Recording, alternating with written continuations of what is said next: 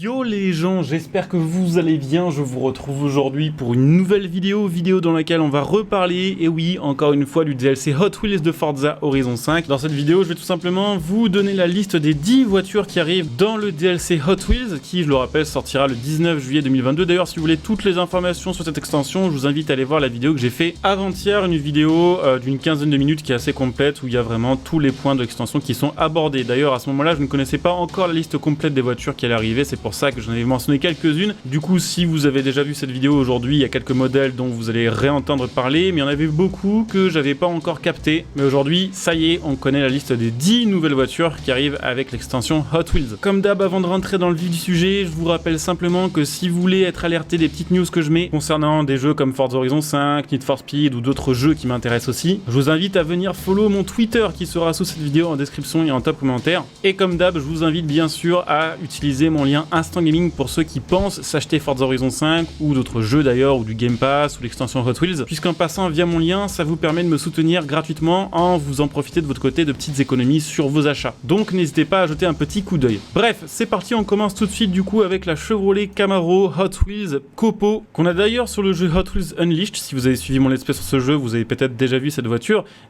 qui est donc équipée de tout l'attirail nécessaire pour faire du drag et qui fait 580 chevaux grâce à un V8. Cette voiture sera probablement pas méta sur Forza Horizon 5, en tout cas en ce qui concerne les circuits où il y aurait des virages un peu serrés. Par contre, c'est vrai que pour faire du drag, ça peut être pépite, puisqu'il me semble que c'est la seule voiture du jeu qui a actuellement une spé drag aussi prononcée, avant amélioration et réglage. La deuxième voiture, c'est peut-être la voiture phare de ce DLC, c'est la Hot Wheels Bad to the Blade, qui est une espèce de F1 un petit peu futuriste, qui est d'ailleurs, si je dis pas de bêtises, aussi sur le jeu Hot Wheels Unleashed. Cette voiture a été designée pour célébrer les 100 ans de l'Indy 500, qui est une épreuve de course automobile extrêmement populaire aux États-Unis. On sait que cette voiture sera capable d'atteindre 370 km/h, qu'elle aura 1200 kg d'appui, ce qui est énorme et ce qui devrait permettre effectivement à cette voiture d'avoir presque une physique de F1 au final, et qu'elle tirera sa puissance, qui pour l'instant n'a pas été officiellement dévoilée, d'un moteur de moto équipé d'un turbo, un moteur 1000 cm3 4 cylindres. On aura ensuite une nouvelle version du Bone Shaker qu'on avait à l'époque de Forza Horizon 4 et qui avait ruiné le classé à l'époque. Alors ce coup-ci, ce sera une version Baja, donc en gros une version buggy qui est assez stylée. Bon, après c'est dans l'esprit justement de la Bone Shaker classique avec des têtes de mort partout et des gros chromes. On connaît pas encore ses performances, on sait pas ce que ça va donner en termes de puissance, en termes d'accélération, mais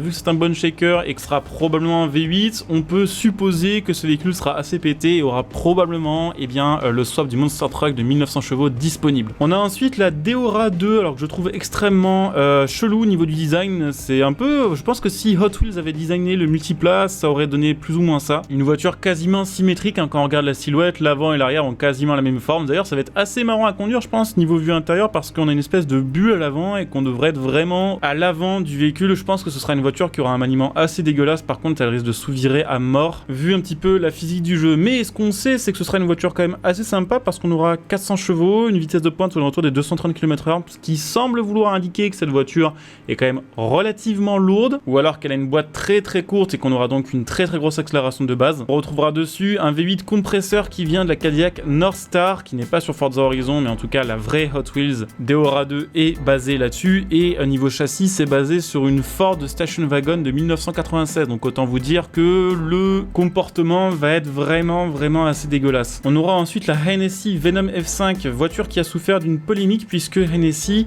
a, je crois, essayé de publier un record de vitesse avec cette voiture-là, sauf qu'après vérification, il semblerait que le record de vitesse ait été truqué et que cette voiture, qui était déclarée par Hennessy comme pouvant atteindre les 500 km/h, au final aurait à peine dépassé les 400 km/h. En tout cas, c'est un monstre qui fait 1800 chevaux sur un énorme V8. D'ailleurs, dans la description du modèle sur le site officiel de Forza, on peut voir que la vitesse de pointe est estimée à 497 km/h, donc à mon avis, ce sera probablement une des nouvelles voitures de Forza Horizon 5 pouvant atteindre les 500 km/h après réglage et après amélioration. Le 0 à 340 km/h se fait en 10 secondes, ce qui est incroyable, tout simplement, c'est une fusée. Par contre, c'est une Hennessy et sur le jeu, on a déjà la Venom GT et je crois que c'est plus ou moins le même châssis en modifié. Et on sait bien que la Venom GT est une voiture très dure à manœuvrer. C'est pas forcément une mauvaise voiture d'ailleurs en termes de tenue de route, c'est juste qu'elle est très dure à conduire. Et donc prendre la même chose en un peu modernisé avec 500 chevaux de plus, j'ai hâte de voir ce que ça va donner, mais je pense qu'on va cramer beaucoup de gomme. On a ensuite, et ça pareil, je vous l'avais dit dans la vidéo d'hier, la Brabham BT62 en version de route. Ce n'est pas la BT62 62R qui fait 700 chevaux pour 900 kg. Bon, là, c'est quand même une caisse qui fait 700 chevaux, mais cette voiture-là fait aux alentours des 1200 ou 1300 kg. On l'aura sur le jeu en version V8 5 litres 4 et pareil, d'après les informations données par le jeu, l'appui maximal avec l'aileron déployé devrait être aux alentours des 1200 kg, ce qui est énorme. Ça voudrait dire que cette voiture a presque autant de poids en appui que de poids tout court. Techniquement, c'est une voiture qui pourrait rouler au plafond si elle était lancée à pleine vitesse. En sachant que c'est une version street légale et que cette voiture a eu le titre en vrai de la hypercar routière, étant la plus proche de l'esprit d'une voiture de course et étant la plus proche du pilotage d'une voiture de course qui serait pas du coup road légal ni street légal. On aura ensuite une nouvelle muscler. Alors ça c'est pareil, je vous l'avais dit, qu'on aurait une nouvelle version de la MT900 qu'on a déjà sur Forza Horizon 5 en version S. J'arrivais pas à comprendre quelle version c'était, je trouvais pas pile poil ce que c'était, et en fait c'est la version GT3, donc on va dire une version optimisée pour le circuit qui devrait être sacrément pétée quand on voit un peu la performance des voitures qui sont dérivées de caisses de circuit sur Forza Horizon 5, c'est toujours assez abusé.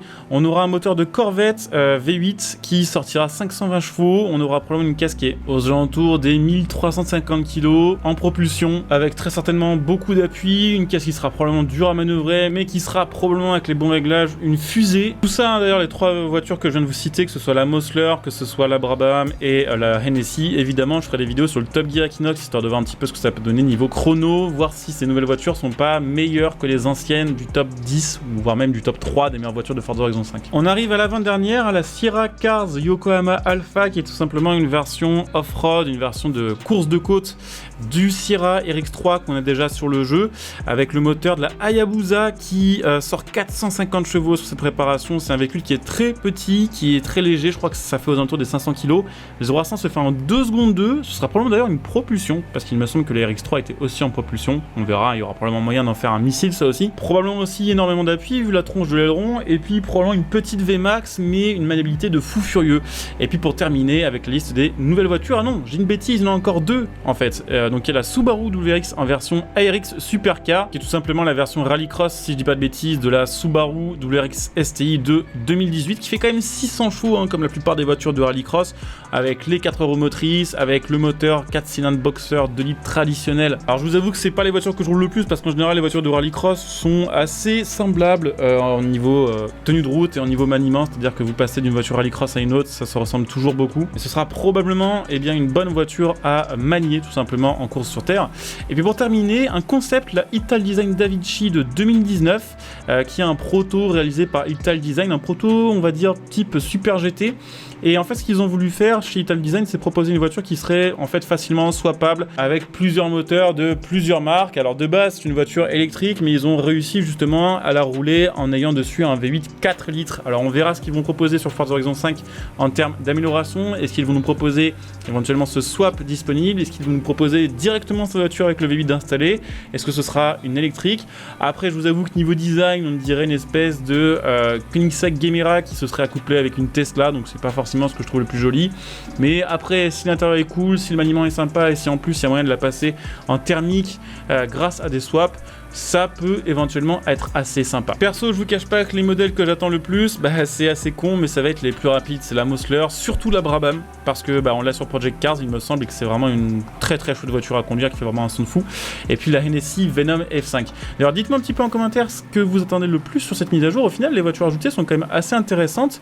Et à noter d'ailleurs, à côté de ça, qu'il y aura évidemment une mise à jour gratuite, et que probablement ce mois-là, en mise à jour gratuite, il y aura les anciennes voitures Hot Wheels de Forza Horizon 4 à débloquer gratuitement. Et voilà, dites-moi un petit peu en commentaire ce que vous en pensez. Pensez comme d'habitude à vous abonner, à venir me follow sur Twitch pour les prochains lives. Comme d'hab, la chaîne est en description, il y a un top commentaire. Donc n'hésitez pas à follow pour être notifié des prochains lives. Si vous avez Amazon Prime, pensez que vous pouvez me soutenir gratuitement ma chaîne en utilisant votre Twitch Prime sur ma chaîne Twitch, tout en profitant de votre côté de plein de petits bonus. Pensez à utiliser mes liens de soutien, notamment mon lien Instant Gaming et mon lien Mattel.net pour acheter vos jeux sur Instant Gaming, mais aussi vos composants PC sur Mattel.net. Et puis pensez que c'est me soutenir sur le long terme, pensez à devenir éventuellement un soutien de ma chaîne via le bouton rejoindre sous cette vidéo, sachant que là aussi évidemment il y a plein de petits avantages et de bonus, et vous pouvez aussi éventuellement faire un remerciement via le bouton à côté du bouton rejoindre aussi. Donc je coupe ici, je vous dis à très bientôt pour une nouvelle vidéo. Bon jeu à tous, ciao.